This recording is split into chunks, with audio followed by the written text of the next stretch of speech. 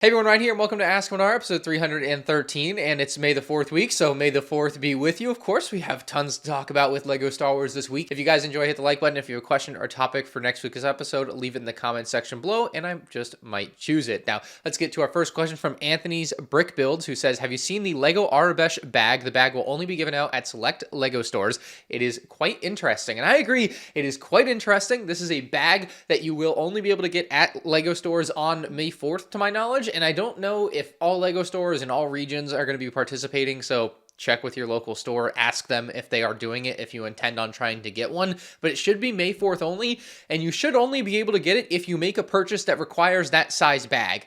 So those are the stipulations that I know of with the bag. As to how cool the bag is, it's pretty dang neat. It's a really cool way to do May 4th. I do wish it wasn't as seemingly limited as it seems like it might be. Like, it'd make a ton of sense if they did this bag for the entirety of their promotion for all Star Wars purchases. I don't know why it's got to be so limited. That, of course, opens up the opportunity for there to be quite a market for a bag.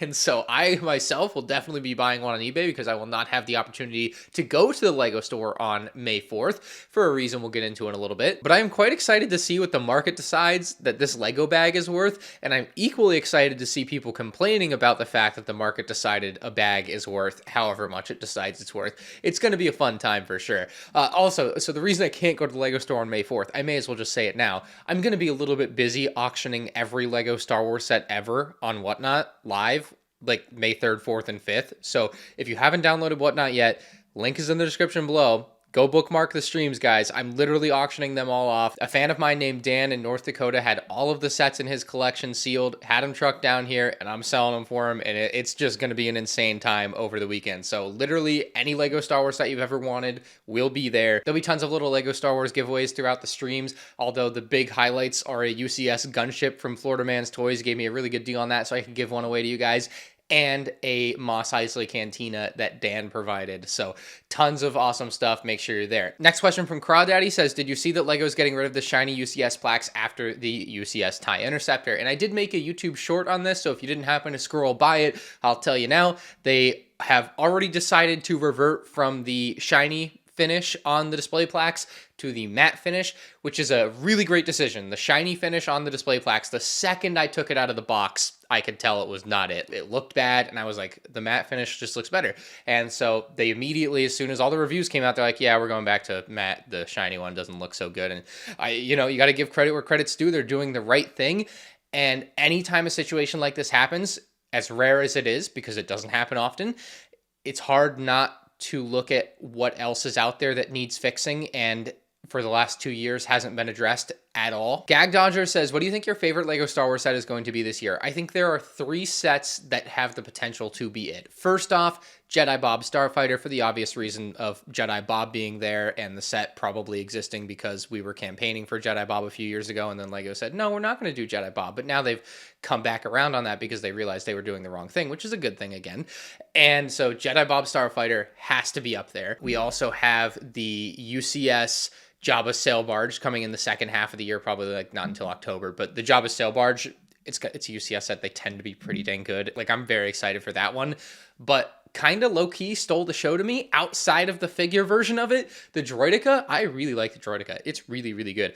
The price seems really fair to me, but regardless of price, just quality of set, the Droideka build is so good. So I'm a real big fan of the Droideka. Right now, if I had to pick a favorite set of the year, obviously Jedi Bob Starfighter and the Sail Barge haven't released yet, but Droideka is my favorite set that they have released so far. So I don't know. Let me know what you guys think below, but I think the Droideka is like really up there. Callum Pears 1523, adding on to a topic from last week, says the new Boarding the Santa 4 set is also a straight rip from a Kenner toy. Kind of crazy that they get away with that. I don't think it's the wrong thing to do. If you have something that's proven, you know it looks good, you know the idea is right, then why not? It doesn't surprise me at all that this is what they're doing. We mentioned last week they have done it for like the past decade with certain other sets like the Ewok Village, like the UCS Hoth, and like the Sand Speeder. And so yeah, every once in a while they're gonna rip a little bit from a Kenner toy. Next question from Cosmonaut8911 says, with the release of the throwback gift with purchase droid carrier and the success of other throwback sets, do you think it's possible to see other LEGO Star Wars sets released based off old ones? And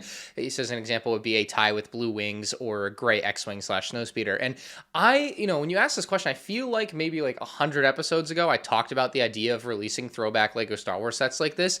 And so I feel like this is kind of the first time they've really done it. Like the 20th anniversary sets, they're remakes, right? But they're not remakes that are done to have a feel like the old one. But I think this is the first time they've done a set that is meant to feel exactly like the original, but with that modern twist. I feel like if they can find a way to do more things like this, because I do really like this, and maybe incorporate exclusive figures along with that, whether it be a throwback figure or not, exclusive figure just needs to be there to me for May 4th. I also don't think you should do it every year. I think it should only, if the right opportunity presents itself for the right anniversary, not every anniversary, every time, but the right thing comes along, doing a throwback set like this is really neat, and I did really appreciate it this year. So we'll see what happens in the future. But again, I think there's a very limited amount of things you can do, because it's not like you can do a Millennium Falcon. It's not like you can do a Star Destroyer like that. There's just so few things because it has to happen to be very small. Crafty Brick Studio says, your thoughts/reaction to the official LEGO Star Wars 25th anniversary video. Also, why wasn't the Yavin 4 set more like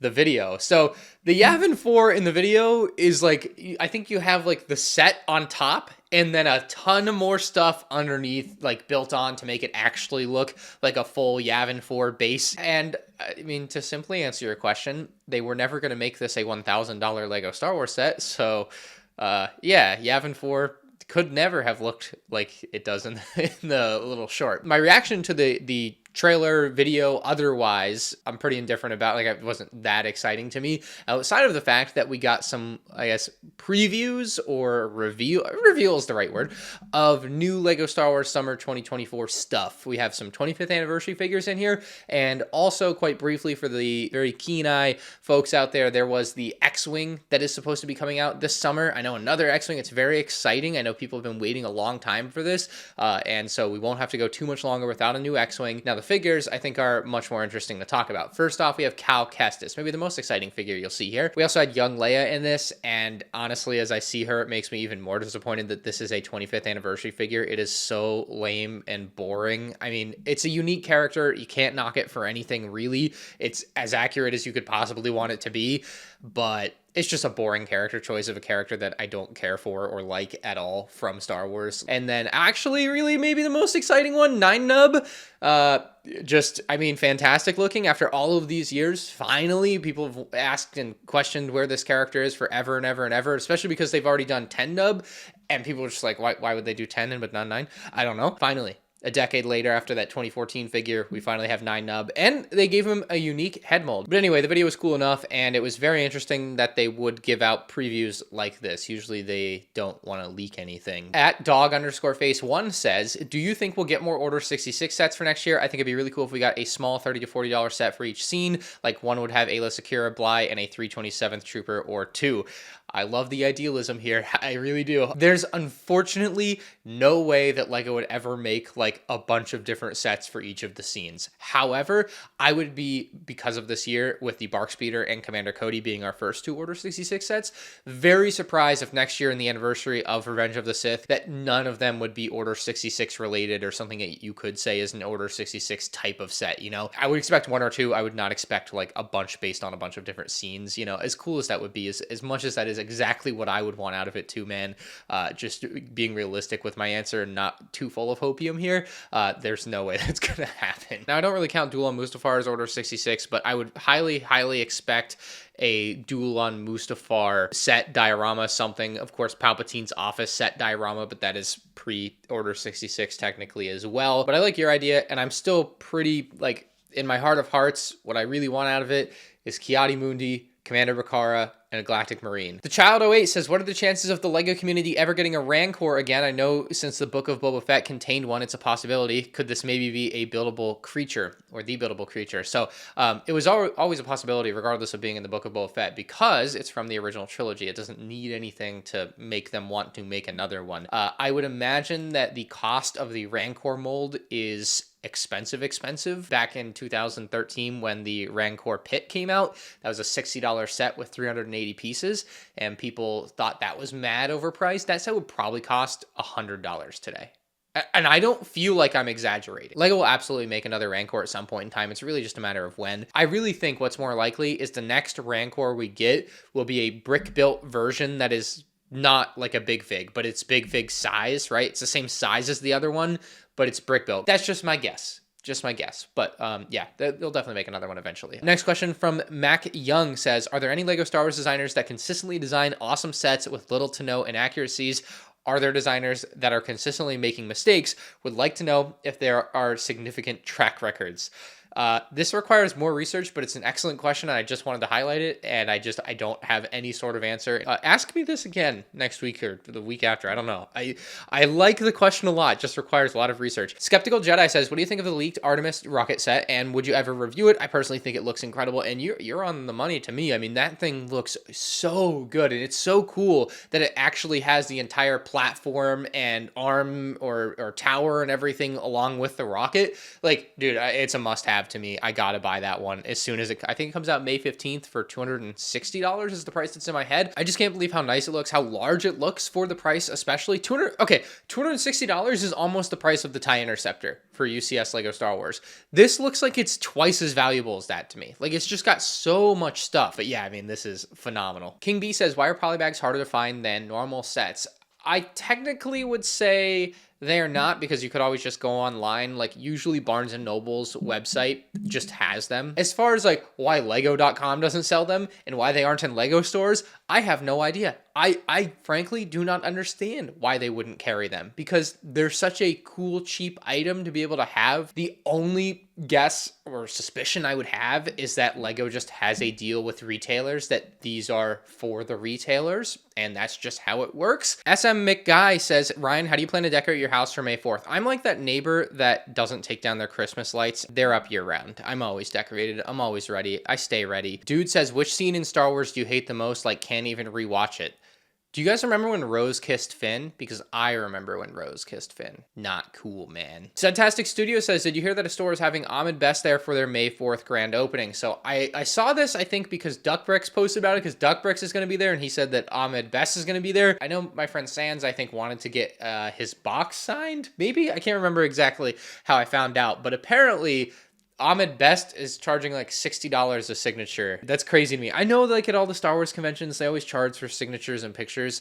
It's just a wild concept to me. I kind of get it. Like, I would pay for Tom Brady's signature, although there's been some drama with that recently. I won't get into it because it's not really relevant here. But yeah, there's a few people I would pay to have a signature of. But I don't know. It's just wild to me. Next question from A. James says, why is the diorama line fizzling compared to the helmet line? And I fear the same for the Starship line. I don't feel like the Starship line is fizzling, but I guess it could happen over time. But I think the reason the diorama line doesn't feel as strong as the helmets is, to some degree, there's going to be a lot more variance. With the helmets, there's kind of like a very set size that they're going to be. They're going to be head sized, and that's it. With the diorama, they could be small, they could be large. Basically, with the Indiana Jones one we saw, they can go all the way up to $150, and obviously they can go much higher if they want. They could also go much lower than the $60 that they started with the Death Star Trench Run in 2021. And I think there's clearly a lot of variance that can be seen there, and so I feel like just fans, because of that, your expectations can be all over the place. With the helmets, you just knew what you were getting every time. With these dioramas, it's all over the place, and your perception of value is all over the place. Like with the, I'm pointing to it over there, but you can't see it. The Mos Espa Padres doesn't feel like it's worth anywhere close to $80 to me. So there's a lot more wiggle room of what people expect and what Lego makes out of it and how differently they can do it. But I couldn't disagree with you. It doesn't feel like it's holding as strong as something like the helmet line did, or like I know you said you fear the same for the Starship line. I feel like the midi scale line is going to be fine. I think it's easy for them to make starships and spaceships at a $50 to $80 scale, but the dioramas are just so much more all over the place. So very interesting thought there. Pascal says, are you disappointed that you were born on May 1st instead of May 4th, Star Wars Day? So yeah, for people that don't know, my birthday is May 1st, and I really like my birthday. I think it's a really great day to have a birthday. It's just May 1st. It just sounds like a good day. It's, to me, signifies the beginning of summer. Whenever I was in school, we'd get out like May 22nd or whatever. And so I always felt like May 1st is like, all right, the end of school is here almost, and summer is about to begin. Like, good time of year. And the real reason I think it's a better birthday to have than May 4th is because May 1st and the real proper way to write dates is 501. what do you know? How crazy is that? What a crazy coincidence, honestly. So yeah, not disappointed at all, honestly. Next question from Michael says, there's going to be a new LEGO store opening up in my area. Have you ever been to a new store opening? And if so, was it worth it? I've never personally been to a new store opening. I don't really know how to find out about new stores opening. The big and only tip I have for you is that often these LEGO stores, for their grand opening, if you're like one of the first 100 customers or something, they will have an exclusive figure or exclusive item that you can get or set or something, and those tend to be worth quite a bit of money. I can't possibly know what it is for your store and how available it will be, but look into that, do some research, call the store if you can call the store before they open. I don't really know. Find out about it because it might be worth your time to go. All right, fellas, we got two big questions to round us out this week. First from Rosker. He says, me and others have raised the fact that LEGO are selling sets for very different prices in different countries, like the Sith Infiltrator selling in America for $80 US and selling for $58 US in Australia. It is $70 US in America, so it's $12 less in Australia. Why do you think this is the case, and how long has this been going on for?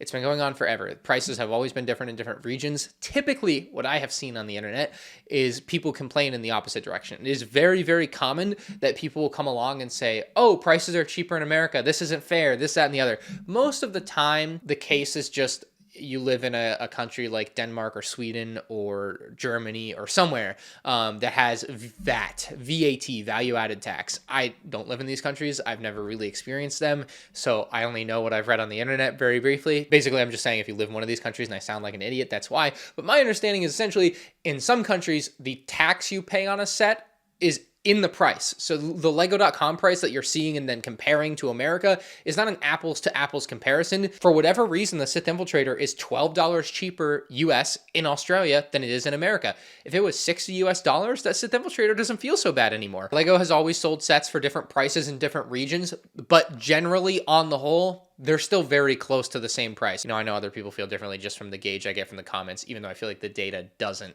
lean that way. Our last question this week comes from Tan Guy, and he says, how do you feel about the criticism of you not building all the sets that you review and instead paying someone to do it? I do understand that you want to be the first to put out a review, and from a viewer's perspective, it's quite fun to watch, especially with the UCS Venator and TIE Interceptor, or that you have a lot on your plate and need to delegate some work. However, I feel like building the actual set is a pretty important and key part of the whole product experience. I mean, it's a building toy / model after all, and I would expect the reviewer to have experience and talk about it even just a little in order for the review to be complete. Like, was it satisfying or was it tiresome? And how did one particular part of the build feel when you were building it, etc. I also have to say this is something that greatly influences my purchasing decision as well. Bonus question, how does it clash with your sense of perfectionism in your reviews? And to simply answer that one, it doesn't, because I go ahead and do it. And if it did, I wouldn't do it. That's just the way that I view that. But for those that don't know, every once in a while, whenever I need help or whenever I just don't want to build something because I don't feel like I have to or want to build everything all of the time. It's just what has happened.